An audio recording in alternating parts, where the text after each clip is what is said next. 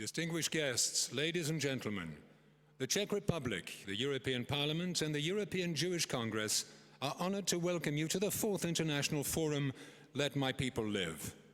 Please welcome the President of the European Jewish Congress, Mr. Moše Kantor.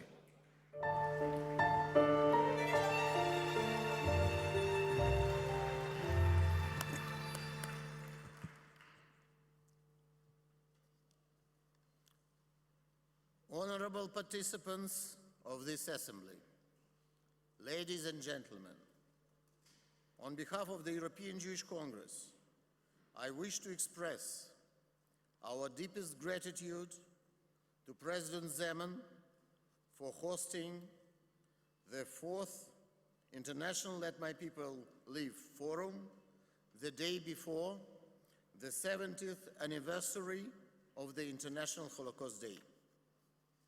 My sincere gratitude also to Prime Minister Sobotka and Czech government and to Presidents of the Parliament Hamáček and Steg for their tremendous assistance in organizing this event. Let me start with a joke.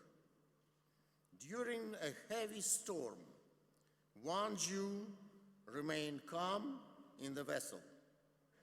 Everyone but him was nervous, rushing back and forth. A friend asked him, "Moshe, why you are not worried?" And Moshe replied, "But this is not my boat." I would like to say to you today, we are all in the same European boat. It is getting through the growing waves of radical Islam, neo-Nazism, and anti-Semitism. Today we are witnessing the renaissance of Nazism, which we call neo-Nazism or ultra-right. It is flourishing not only on the streets. Neo-Nazis have already entered national parliaments, the European Parliament itself, and local governments. Soon, they could lead national executive power. Do you think their behavior will be much different from their brown predecessors? Who thought seriously that Herr Schicklgruber, a modest artist from Linz in Austria, would become the emperor of Europe in the middle of last century? And respected world leaders were happy to appease him in every possible way. Please, no political correctness today. We have many journalists with us here, and one would say that we need to be very careful and politically correct and send simple messages. I think that today we need to speak in a very clear manner and discuss deep issues without thinking about political correctness and how it would sound. We see the same things on the horizon again.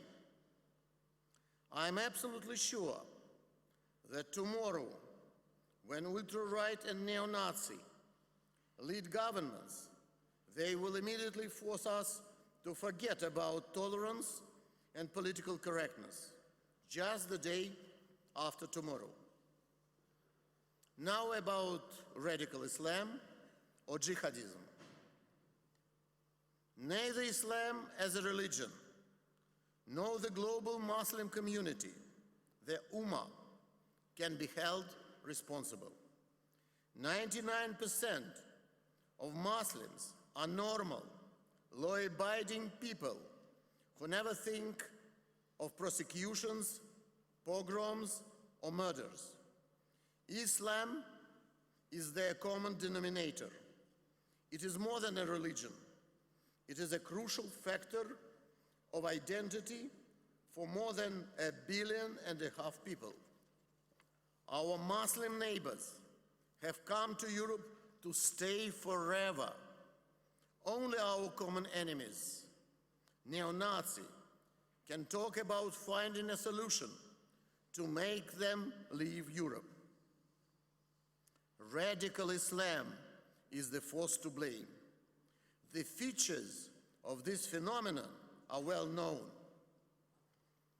Arrogance, unshakable belief in your own righteousness, contempt for other faiths, creeds, and ideals, total rejection of such notions as freedom of thought and speech, narrow and rigid fundamentalism, precluding any free discussion, and intolerance, of course, absolute lack of appreciation of the value of human life.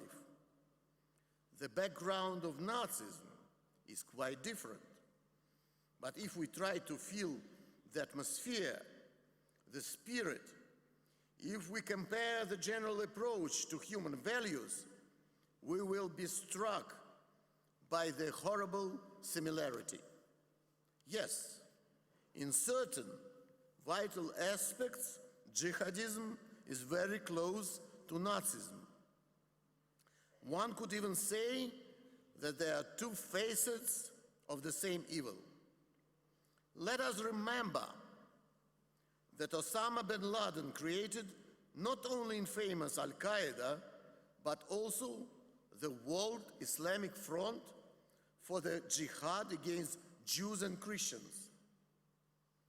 And if we analyze the content of bin Laden appeals, declarations, and manifests, it is quite easy to see the same intolerance, the same contempt for freedom and human rights.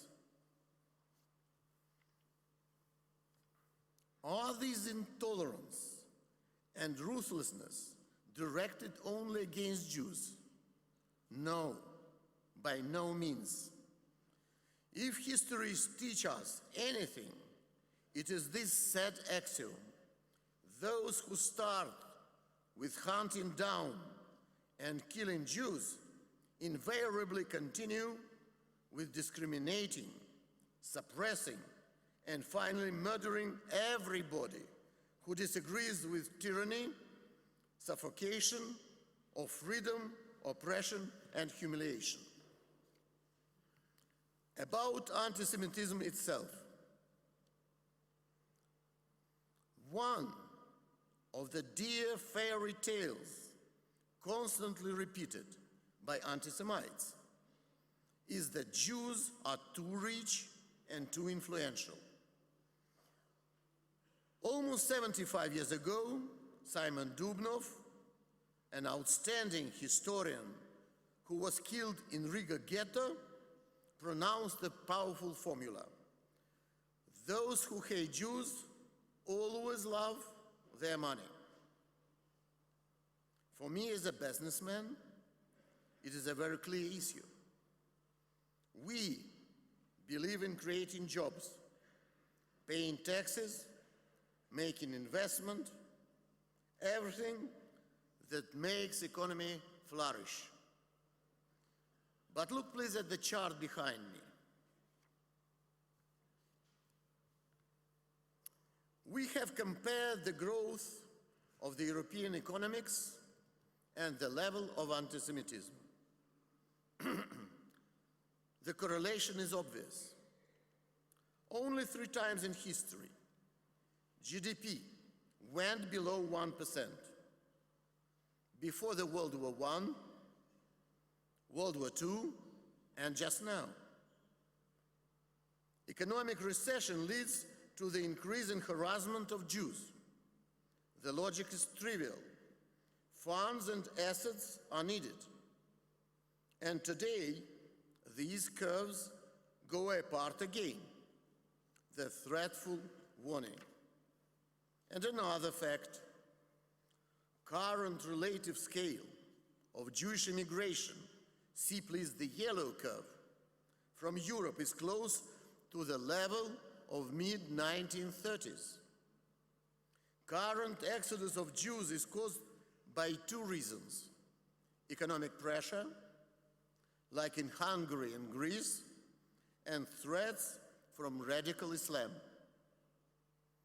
Of course, by confiscating money and businesses and by expelling Jews, one can have a short-term boost for any type of expansion, including the military one, as it was in Germany.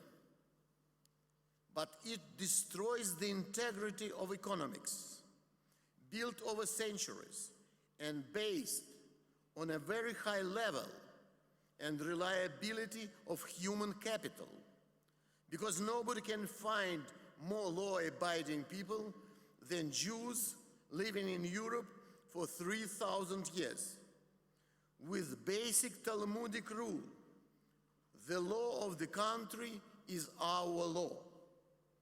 Today, Jews are the only European minority which is afraid of sending kids to school.